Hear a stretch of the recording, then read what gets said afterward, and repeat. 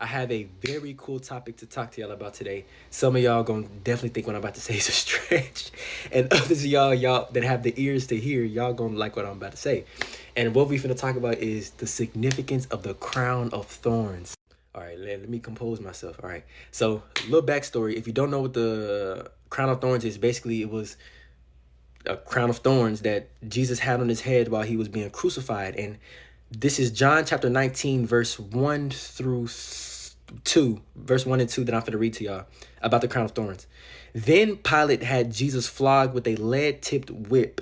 And verse 2 says, the soldiers wove a crown of thorns and put it on his head, and they put a purple robe on him. So the Roman soldiers did this to make fun of Jesus for being a king, right? So they did this out of their own inclination. Nobody told them to do this. For some reason, they wanted to weave a crown of thorns and put it on Jesus' head, right?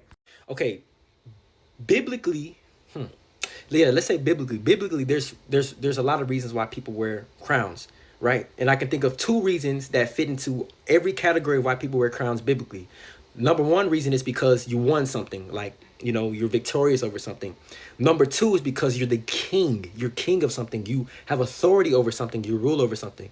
And in this context, the Roman soldiers put this crown over Jesus' head because they were making fun of him as being the king, right? So this crown represented kingship, right? But it was in a mocking way that the Roman soldiers thought, but it represented authority, power. For instance, if a king has a crown and it has a picture of the land that it might have the picture of the land that he governs, or it might have a picture of the land that he has authority over, or it might have, like certain symbols on the crown that show that he has authority and power over a certain sect in the world, if that makes sense. Okay, so with the crown that Jesus has on, the symbols on his crown is thorns. So what does thorns mean? What is the representation of this, the symbolism of this crown of thorns, right? So for this, we have to understand what the law of first mention is. The law of first mention is something that a lot of Bible scholars use, I guess. The law of first mention says that to understand a particular word or doctrine, we must find the first place in scripture that the word or doctrine is revealed and study that passage, right? So the law of first mention is basically saying, like, to understand, to have a reference for something in the Bible, oftentimes people will go to the first place that thing is brought up, right? So we have to go back to the first place where we see thorns is brought up, right? Hold that thought. Okay, so in Genesis chapter 4, verse 18, this is the first time we see thorns brought up, right? And if you don't know the backstory, basically, God didn't want Adam and Eve to eat from a tree called the tree of knowledge of good and evil. They ate from it anyways because the serpent beguiled them, right? The serpent persuaded them. And so God ended up cursing everybody. He cursed the serpent. He cursed Eve. He cursed Adam. God was not playing, right? And every curse that he gave is very symbolic and is shown all throughout the scriptures. It's actually crazy. From the serpent to Adam to Eve, right? We don't have the time to get into other two, but right now we're going to get into Adam's curse, right? So he says, since you listened to your wife and ate from the tree, whose fruit I commanded you not to eat, the ground is cursed because of you. All your life you will struggle to scratch a living from it. And here it is right here. It will grow thorns and thistles for you. So the first time we see thorns brought up in the Bible is due to a curse. More specifically, it's due to sin and death entering into the world because of Adam's disobedience. Now, take a moment and think. This is what I asked myself. This is what I asked God. Out of everything you could have told Adam, this is literally sin and death is entered into the world, changing everything. He could have told Adam there's going to be famine. He could have told Adam there's going to be sicknesses. There's going to be all types of natural disasters, hurricanes, tornadoes, floods. He could have told Adam the animals are going to eat each other now. He could have told Adam that you're going to want to eat the animals.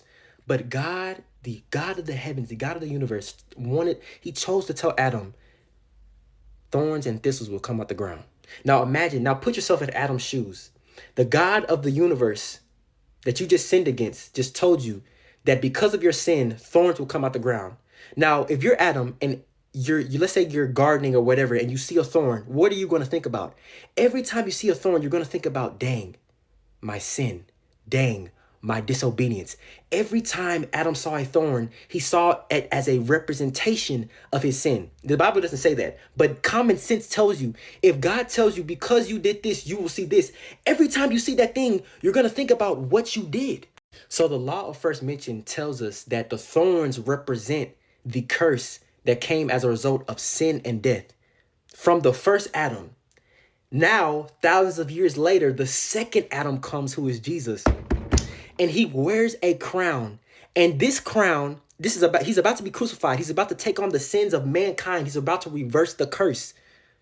He's about to redeem us from the curse. He's about to conquer sin and death. And how does he do it? He does it while wearing a crown that represents the sin and death that first came into the world, represents the symbol that God gave Adam, represents the disobedience that Adam did, represents the curse that made us subject to the law. It's thorns. And remember, I told you that if you're a king and you have a crown on, what you have on your crown shows us what you have authority over. It shows us what you have power over. So the crown of thorns that Jesus had on represented his authority, his power over sin and death. Now, Jesus was crucified with two other people, right? But it's interesting to note that he's the only one that had the crown on. So imagine this, 3 people get crucified. The only one that they can't find the body, the only one that there's testified witnesses of him rising is the one that wore the crown. And he's the only one that, there was a lot of people that got crucified throughout Roman history. He's the only one that got crucified with the crown of thorns on. The Roman soldiers thought that they were doing something by mocking him and by putting the crown of thorns on him, but really they didn't know they were helping him fulfill everything. Now here's the icing on the cake. None of this I'm saying would even matter if Jesus would have died with the crown of thorns on, and if he would have never rose again. It wouldn't even matter. We would have been like, dang, even Jesus didn't have power over sin and death, and heavy's the head that wears the crown. I guess it would have been nothing. But Jesus' cool self, Jesus rose from the grave. He rose from the grave, taking power over sin and death. So him wearing the crown of thorns was him claiming victory before he even got crucified. Jesus is him. He did what nobody else could do. He defeated death through death, and he did it in style. He did it with a crown that represented the very thing that he was about to defeat.